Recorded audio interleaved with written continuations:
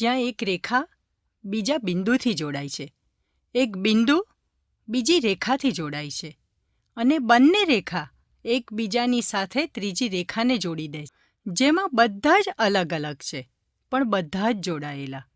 હા, આપણે એવા જ ઉત્કૃષ્ટ કલાકાર પરિવારની વાત કરવા જઈ રહ્યા છીએ, જેનું મધ્યબિંદુ છે પૂજ્ય દાદા શ્રી જયંતિભાઈ મિસ્ત્રી, જેમનું તખલ્લુસ છે નમ્રતા.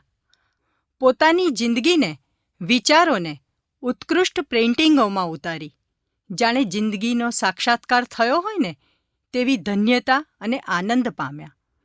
કલાના અમૃતથી 83 વર્ષની જૈફ વયે પણ જિંદાદિલીથી જીવી જાણે છે. તેઓના જિંદગીના બિંદુથી બીજી ખેંચાયેલી સીધી રેખા એટલે શ્રી રોમેશભાઈ મિસ્ત્રી. રોમેશભાઈ એટલે પિતાના જ કલા વારસાનું જાણે હુબહુ ચિત્ર. 1962 થી 1980 સુધીમાં કાગળથી કેનવાસ, બ્રશના બદલે કોમ્પ્યુટર ટૂલ્સ, વોટર કલરને બદલે ડ્રાય પેસ્ટલ શેડ્સ એવા પરિવર્તન થયા, તો પણ મૂળ તો કલાની જ અભિવ્યક્તિ. 1992માં લગ્ન બાદ અચાનક એક દિવસ ફાઇન આર્ટ્સના વિદ્યાર્થી એવા સાળી સાહેબે રોમેશભાઈના પેઇન્ટિંગ્સને જોઈને કહ્યું, આ બધા પેઇન્ટિંગ્સ ખાલી સામાન્ય નથી, આ તો આર્ટ ગેલેરીમાં મૂકવા જેવા દમદાર છે. અને પછી તો તેઓના મનની અભિવ્યક્તિ રવિશંકર રાવળ કલાભવનથી હુસેન ગુફા સુધીની માસ્ટરપીસ બની ગઈ. Digital art, cyber art, Krishna series એવા કેટલાય પ્રદર્શન કર્યા. વર્ષ 2008માં ન્યૂયોર્કમાં ડિજિટલ આર્ટ માટે એવોર્ડથી સન્માનિત થયા. જાન્યુઆરી 9માં રોમ અને ઇટાલીમાં પણ સન્માનિત થયા અને મેનહટનમાં 2009માં જ તેમના પેઇન્ટિંગ્સ ચુનંદા પેઇન્ટિંગ્સમાં સ્થાન પામ્યું. જ્યારે તેઓ પિતા બનવાના હતા ત્યારે જાનકીબેનના પ્રેગ્નન્સી સમયમાં મધર ચાઇલ્ડના સુંદર ફોર્મ્સ ક્રિએટ થયા અને એક પિતા તરીકે કેનવાસ ઉપર ઉતરેલી તે વાત્સલ્યભીની કૃતિઓ એનું ગૌરવવંતું પ્રદર્શન હાલમાં જ અમદાવાદની ગુફામાં થયું.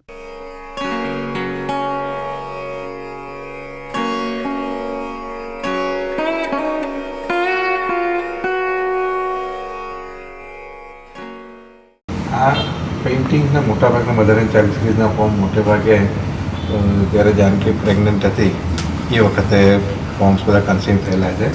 પર્ટિક્યુલર આની વાત કરીએ તો આ જે ફોર્મ છે એ પીટર્સનું છે.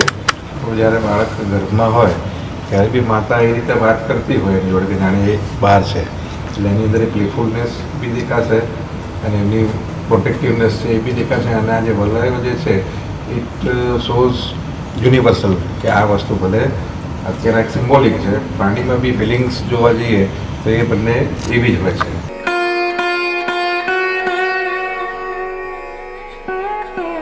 તેમની કલાકૃતિની જ્યારે જેક્સન પોલોક જોડે સરખામણી થઈ એ એમના જીવનની સૌથી ધન્ય ક્ષણ હતી. મિસ્ત્રી પરિવારના સુરેખ ત્રિકોણને જોડતી ત્રીજી રેખા એટલે જાનકીબેન મિસ્ત્રી. સ્વર, સંસ્કાર, સૂર, શબ્દ, સંતોષ અને સ્મિતનું મૂર્તિમંત સ્વરૂપ.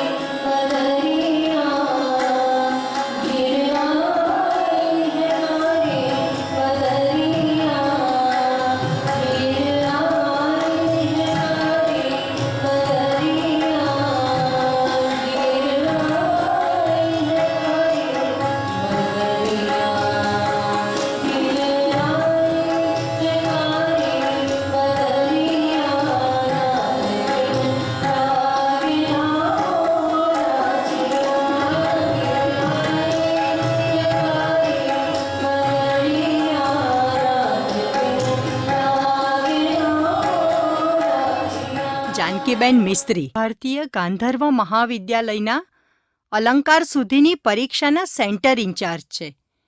તેઓની પદ્ધતિસર અને શિસ્તબદ્ધ તાલીમથી 50 કરતાં વધુ વિદ્યાર્થીઓ વિશારદ થયા છે. 1995થી અત્યાર સુધી 500 કરતાં પણ વધુ વિદ્યાર્થીઓને તેમણે સંગીતની શિક્ષા અને દીક્ષા આપી છે.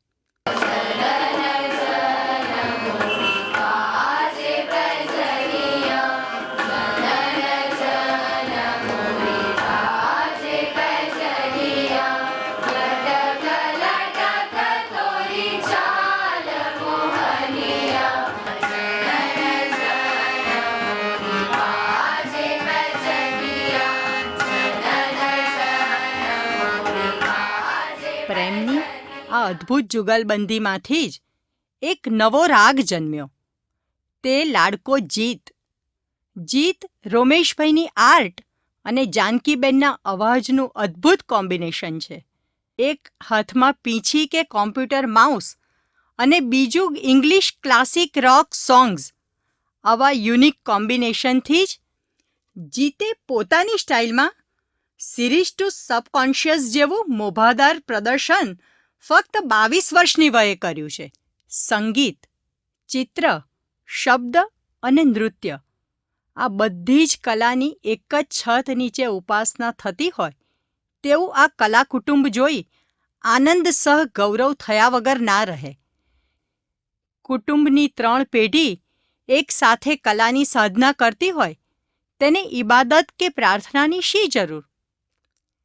તું ખુદા શિખર દે કે ખાઈ દે પણ મને જીવવામાં બેપરવાઈ દે.